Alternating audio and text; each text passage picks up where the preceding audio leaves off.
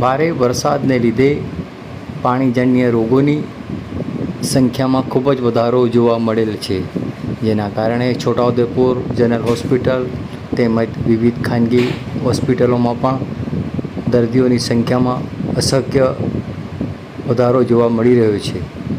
આ પાણીજન્ય રોગોથી બચવા માટે છોટાઉદેપુર નગરપાલિકા દ્વારા નગરમાં ગાડી ફેરવી નગરજનોને પાણી ઉકાળેલું પીવા તેમજ ખાણીપીણીમાં સાવચેત રહેવા અપીલ કરવામાં આવી હતી। આ અંગે છોટાઉદેપુર જનરલ હોસ્પિટલના અધિક્ષકે પણ પાણીજન્ય રોગો હોવાથી પાણીને ઉકાળી પીવાની અપીલ કરવામાં આવી હતી। આવો સાંભળીએ આ અંગે છોટાઉદેપુર નગરપાલિકાની ગાડી તેમજ છોટાઉદેપુર જનરલ હોસ્પિટલના અધિક્ષક શું કહી રહ્યા છે, સાંભળો તેઓના મુખે।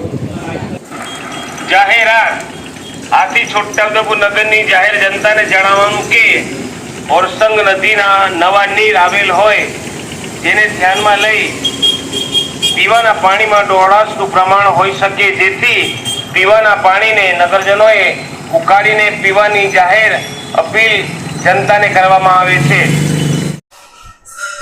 હાલમાં વરસાદની પરિસ્થિતિને ધ્યાનમાં લઈને વાયરલ ફીવર તથા પાણીજન્ય રોગનું પ્રમાણ જોવા મળે છે હાલમાં, તેથી નાગરિકોએ પણ થોડીક સાવધાની રાખવી જોઈએ અને પાણી પણ ઉકાળેલું પીવું જોઈએ તેવી સૌને અપીલ છે મારી।